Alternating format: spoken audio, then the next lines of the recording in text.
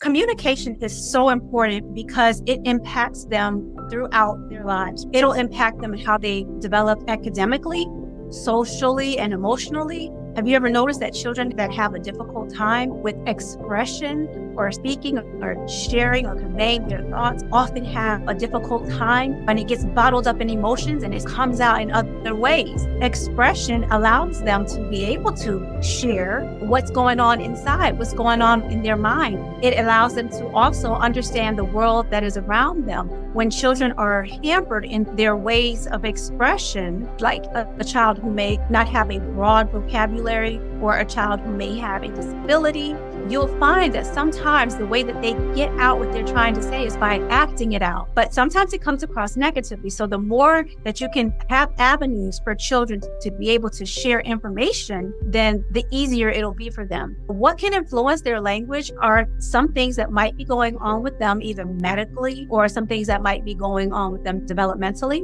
but also what are they being exposed to?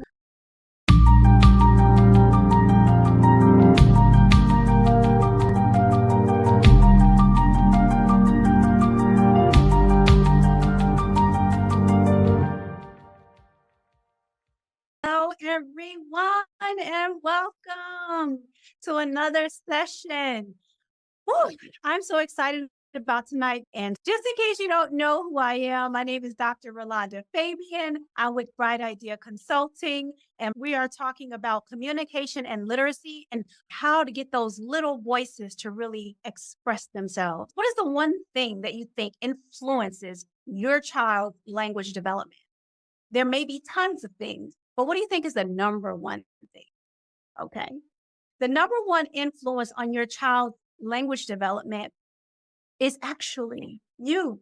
Children are little sponges and they learn so much of what they learn from us. And how they develop their language, how they develop literacy, how they develop communication really hinges on the way that we communicate. Okay. And the examples that we provide for them. So let me talk to you a little bit about the difference between communication and literacy, because they are actually a little different. Communication is more about the give and take. It's using common symbols that represent the language, that represent different things. And you give and you take with those symbols to get a message across. Literacy is a little bit different because it encompasses the language, the communication, but it also is a little bit of an interactive because we use books to imagine places we haven't been, right? Books can open our minds in that way. When we text or we send emails, that is using a form of communication to interact, to get a point across. We use signs and labels to help us understand the rules and the boundaries of the world. And the key thing is literacy even talks about or deals with when we're not talking, because you can convey a lot of information when you're not using your words.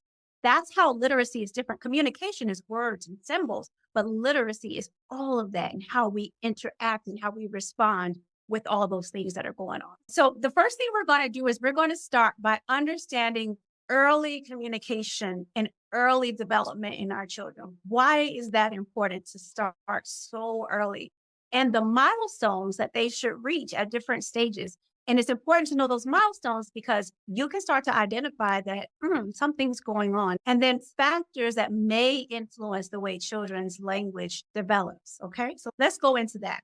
The importance. Communication is so important because it impacts them throughout their lives. It'll impact them in how they develop academically, socially, and emotionally. Have you ever noticed that children that have a difficult time with expression or speaking or sharing or conveying their thoughts often have a difficult time when it gets bottled up in emotions and it comes out in other ways?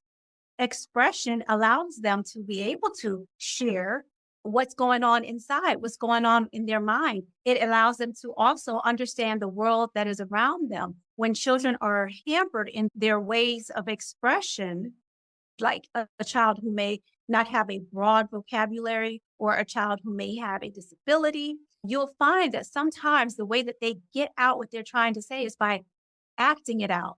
but sometimes it comes across negatively. So the more that you can have avenues for children to be able to share information, then the easier it'll be for them. I noticed that in my daughter's, I mentioned she's in high school, and in high school, the writing has changed a lot. When I remember when I was in school, writing was very precise. We were taught descriptive language and we were taught how to expand vocabulary. And I find that is one of the things that she struggles with. And that goes into what are the factors that influence language acquisition. What can influence their language are some things that might be going on with them, either medically or some things that might be going on with them developmentally.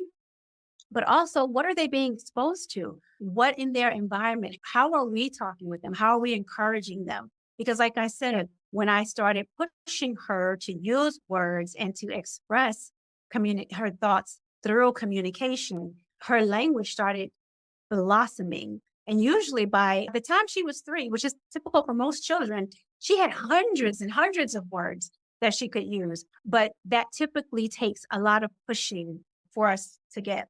So those are some of the things that influence language acquisition.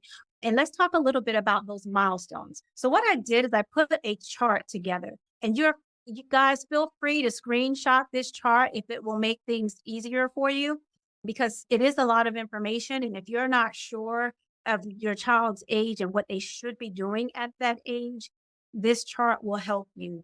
Like I said, when she wasn't talking, she wasn't making those oohs and ah sounds. Or when she started making them, she was much older. The ba ba da things that baby do really early, she was not doing those things. And I knew the difference because I had an older child, right? So my older child was doing all these things, and then my younger one wasn't. But eventually, after working with her, she began to expand that language and started calling things by their name, even if it was just one sound. And it's usually the things that they hear the most. For her, it was bottle, it was mommy, it was cup, it was dad, it was those things until she started putting not only one word, but several words together. And then those several words became sentences. And then I noticed that she was starting adding S's to the ends of words. It's so important to know these milestones because as your child grows and develops, these are the things you can expect. And if you don't see these things happening, don't hesitate to get involved and get started early with intervention. So here's the second part of that chart. This is what happens when they get to about 4 to 7 years old. About this time, they're really starting to get involved with those stories. Sometimes you'll see a child read a book. I know one time this child had me really fooled. I thought she was reading and she was so tiny. She was probably 1 year old, but she wasn't reading. She had just been read that story so many times that she was just saying the story that she had heard, but she made connections with that book and with those pictures. And she knew the story based on the pictures and what had been told to her. But you'll see them also start to write around this time. They start to expand their language through writing. They'll manipulate the sounds of words. They'll have conversation with you. They'll take their turn when it's time to speak or wait or try as much as possible to allow you to finish the sentence. Or you'll see them talking with their peers and they'll be taking turns and having a conversation. They'll recognize letters of their name. They'll start to try and mimic those letters on paper or scribble those letters on paper. So when you see these sorts of things happening, you can gauge what stage your child is in and what age they should be at that stage. And if it's not lining up, make sure you get some intervention. Okay. All right.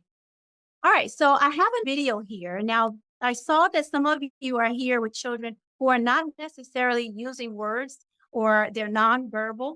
And I love this video because now DeMarco is a person who is deaf.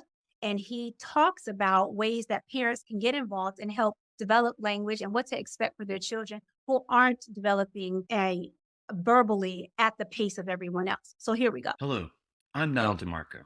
I have a message for parents out there with deaf infants. Many of you have found out that your child is deaf, and it can be emotionally heartbreaking. That deaf child might be the first deaf person you have ever met in your entire life. It's not easy. But I want you to know that there are a whole host of options that support your child and their early language acquisition. You can learn and teach your child American Sign Language, ASL, in itself is a full language. It has its own grammatical structure and foundation, rules, and American Sign Language is on par with any spoken language. You can support your child's development of English through speech training, cued speech, signed exact English, or Pidgin Sign Language. There are a lot of different options. And also, there are a lot of tools to support your child and their development of language. You can use iPads, tablets, which has visual bilingual stories on them, family American Sign Language classes, hearing aids, cochlear implants. And the best part is you don't have to pick just one to match your child's needs. We encourage you to look at all available options. Try one or more to match your child and their early language development needs. We are including information and resources on our website for you to get started. Growing up, I had immediate access to language input. That is the main reason for my success today. Most important of all, don't lose hope. Don't change your expectations for your deaf child. Your child will grow up and be able to tell you, I love you. Really, the main point is this is a beautiful journey. You will meet so many supportive and beautiful people. You will learn a lot of new things. And yes, you will have your challenges, but you and your child will overcome them. All right. I said I had something here for people who have children who are nonverbal or who are language challenged or hearing challenged. Don't lose hope. Like he said, there are tons of people out there. And one of the ways that you can develop language in your child, I want to give you the 3 R's. If you're having conversations with your child and they're nonverbal or their language is developing, remember the 3 R's: reflect, respond, and repeat. Reflect, respond, repeat. There's also BQE, but it's actually PQE. Predict, question, and evaluate. So what that means is you are actively listening and you are engaging them in the process of communicating by responding, by repeating what they're doing, by questioning, by evaluating, by asking them to make a prediction or by you predicting. All those things encourage more language, encourage more communication. Make sure you're getting them involved in things like cooking or involved in other activities because words are everywhere. When they're driving down the street, they can read the signs or because those symbols are all different and they can learn what the words are on those symbols. They can learn what the names of your streets are. They can learn the names of your favorite stores. When you go into the grocery store, usually things are labeled things around your house. Those are really great ways to enhance their language. And even if they're not talking, they can learn how to communicate with you, the things that they need, the places they want to go. If something hurts, you can even teach them just the basics, teach them words or signs that will let you know or help them to communicate with you so that they can have a voice in this world. Okay. Being nonverbal doesn't mean you can't communicate or you don't have a voice. Okay. All right. So I hope that encourages you who have children who are nonverbal or who are developing language skills a little delayed. You can catch them up. Just keep working with them. Okay.